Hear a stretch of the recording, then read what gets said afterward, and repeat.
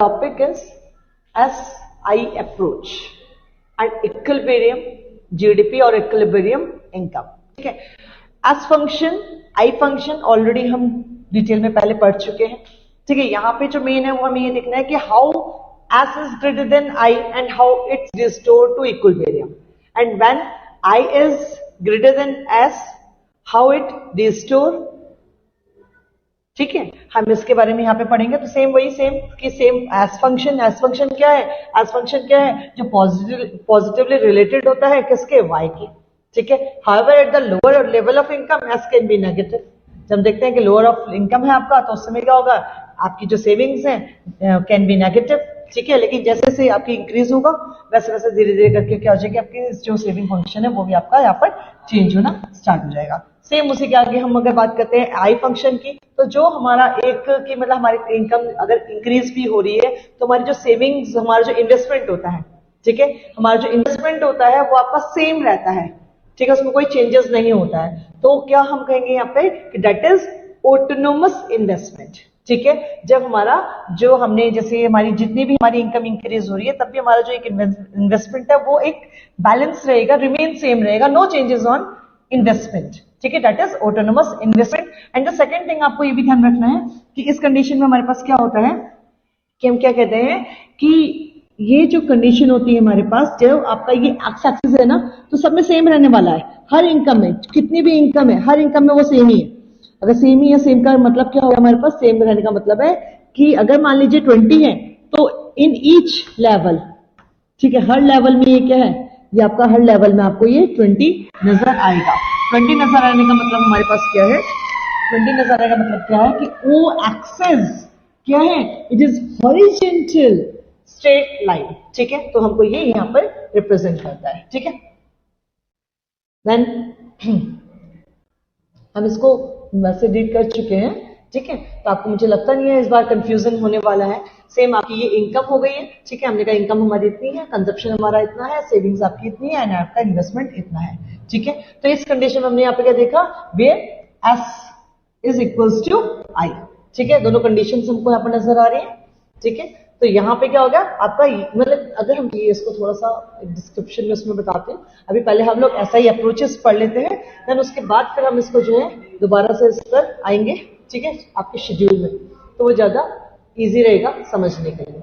What happens if S is greater than I? ठीक है, when savings are greater and investment are lower. तो क्या situation है? It means it implies a situation when fall in expenditure through S is more than the rise in expenditure through I. Accordingly, aggregate expenditure in the economy would be less than what is needed to buy the planned output. Means इस situation में हम लोग क्या कर रहे हैं कि यहाँ पर क्या है, सेविंग्स ज्यादा हो रही है. इसका मतलब आपका जो एक्सपेंडिचर है वो जो है हमको सिचुएशन वो हमें कम नजर आ रही है. ठीक है, तो यहाँ पे सेविंग्स ज्यादा होने से क्या हो रहा है? इन्वेस्टमेंट आपका लोअर हो गया. ठीक है, तो यहां पर हमें क्या करना पड़ेगा? यहां पर इस कंडीशन में हमें क्या नजर आ रहा है? Output would remain unsold. Means आपका जो आउटपुट है इसका मतलब वो क्या हो गया है? अनसोल्ड सिचुएशन हमें यहां पर नजर आ रही है. Means producers will have undesired stocks. जो प्रोड्यूसर्स हैं उनके पास काफी ज्यादा अनडिजायर्ड स्टॉक जो है वो बचा हुआ है. ठीक है, now how to adjust this factor? So to clear their stock. देखिए मेन क्वेश्चन जो है वो यहीं पर है और आपके बोर्ड में जो है वो इंपॉर्टेंट क्वेश्चन है. टू क्लियर देयर स्टॉक्स, अब उनको अपना स्टॉक क्लियर करना पड़ेगा. The producers would now plan lesser output. Simple सी बात है कि इस समय क्या स्टॉक्स बहुत ज्यादा है, तो ये स्टॉक क्या करना है? पूरा इसको क्लियर करना है. तो प्रोड्यूसर्स का मेन मोटो अभी यहां पर क्या रहने वाला है कि would now plan lesser output. अब वो क्या करेंगे? जो आपका आउटपुट है वो थोड़ा कम कर देंगे. जैसे ही आपका लेसर आउटपुट हो गया, एक एक लाइन आप लोगों ने ध्यान देनी है कि नाउ प्लान लेसर. ठीक है, producers would now plan lesser. जैसे प्लान लेसर हो गया, क्या हो गया? Lesser output would mean lesser income. इसका मतलब क्या हो गया कि आपकी इनकम क्या हो गई है? कम हो गई है. लेसर इनकम क्या करेगी? Lesser income mean lesser saving. जैसे इनकम नहीं कम हो गई तो इसका मतलब क्या होगा? सेविंग्स कहां से होंगी? वैसा ही नहीं है. ठीक है, the process would continue still S equals to I, और ये प्रोसेस कब तक चलता रहेगा, जब तक आपका S जो है वो I के इक्वल नहीं हो जाता है। और जैसे ही दोनों इक्वल हो जाता है, it means what, S and I is restored। ठीक है, दोनों के दोनों आपके फिर स्टोर हो जाता है। And now come to the second condition, where investment are greater than savings. क्या कंडीशन है, fall in undesired unplanned inventory. Situation देखते हैं, क्या सिचुएशन हमें यहाँ पे शो कर रहा है। सिचुएशन में ना fall in expenditure through S is less than the rise in expenditure through I. Accordingly aggregate expenditure in the economy would be greater than what is required to buy the planned output. It is a situation of higher AD। ठीक है, यहाँ पे क्या है आपका कि aggregate demands हैं वो ज्यादा है। ठीक है, इस वजह से क्या इन्वेस्टमेंट्स जो है आपका इंक्रीजेस है, और हमारे यहाँ पर जो है प्रॉपरली जो है आपके यहाँ पर जो है वो सेविंग्स जो है आपके यहाँ पर नहीं हो रही है। तो the producers would suffer the loss of unfulfilled demand, और यहाँ पे जो प्रोड्यूसर है वो सफर कर रहा है किससे, लॉस ऑफ अनफुलफिल्ड डिमांड से। ठीक है, क्या एडजस्टमेंट हो यहाँ पर, this will prompt the producers to plan higher output. ठीक है, वहां पे क्या था, देखो दोनों के दोनों सेम, एक हम लर्न करते हैं तो दूसरा आपका ऑटोमेटिकली यहाँ पर जो है वो आंसर हमें मिल जाता है।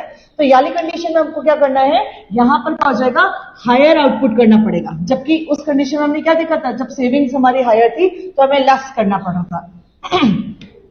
Higher output would remain higher income and higher income would mean higher saving। ठीक है, तो जैसे प्रोड्यूसर्स ने यहाँ पे जबकि क्या करना है, प्लान हायर आउटपुट, जैसे हायर आउटपुट आपका हो गया है वैसे हमने क्या करा, यहाँ पर आपकी इनकम भी क्या हो गई है, हायर हो गई है। ठीक है, जैसे इनकम हायर हो गई इट मींस क्या हो गया, हायर सेविंग्स हो गई है। ठीक है, and the process would continue, और यही प्रोसेस आपका जो है वो कंटिन्यू चलता रहेगा।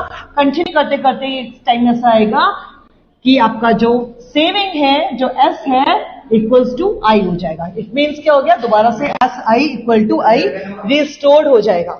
ठीक है,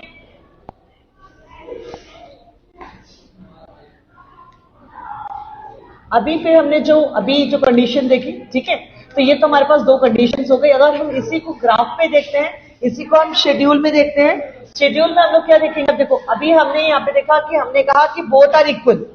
ठीक है, बोथ कंडीशंस आर इक्वल। तो देखिए ये जो कंडीशन है आपकी, ये हमारे पास क्या है, एस इक्वल्स टू आई, ये कंडीशन शो कर रही है, एस जो है वो रिस्टोर हो गया है, S is equals to I. ठीक है, अब हम यहीं पर अगर दूसरी कंडीशन देखते हैं, सब में हम लिखते हैं एस एस। ठीक है, ये आपका आई है, ये हमारे पास आई है। ठीक है, सबसे बेस्ट रहता है शेड्यूल के थ्रू, शेड्यूल से इजी हो जाता है समझना। ठीक है, अब हम क्या देख रहे हैं, सेविंग्स क्या है, सेविंग्स आपके यहाँ पर क्या है, ज्यादा है, सेविंग्स आपकी नेगेटिव है और इन्वेस्टमेंट आपका जो है वो हमारे पास प्लस है। तो इस कंडीशन में हमको क्या दिखा है कि आपका जो आई है वो आपका ग्रेटर है। ठीक है, इस कंडीशन में हमको सब जगह आई जो है वो ग्रेटर नजर आ रहा है। ठीक है, हर जगह देखो जीरो है, तो इसका मतलब आपका आई जो है वो 20 आपका चल रहा है, सेम आपका इसी कंडीशन में। अब यहाँ पर क्या हो गया, इक्वल हो गया, रिस्टोर हो गया, बोथ आर इक्वल। ठीक है, इक्वलिब्रियम हमें आप नजर आया। इक्वलिब्रियम के बाद हम लोग क्या देख रहे हैं, अब हमारी क्या हो गई है, सेविंग्स 30 हो गई है, सेविंग्स 30 हो गई है, इसका मतलब सेविंग्स ज्यादा है, इन्वेस्टमेंट कम है। तो अब आपका यहाँ पर क्या हो गया है, यहाँ पे savings is greater then investment. ठीक है।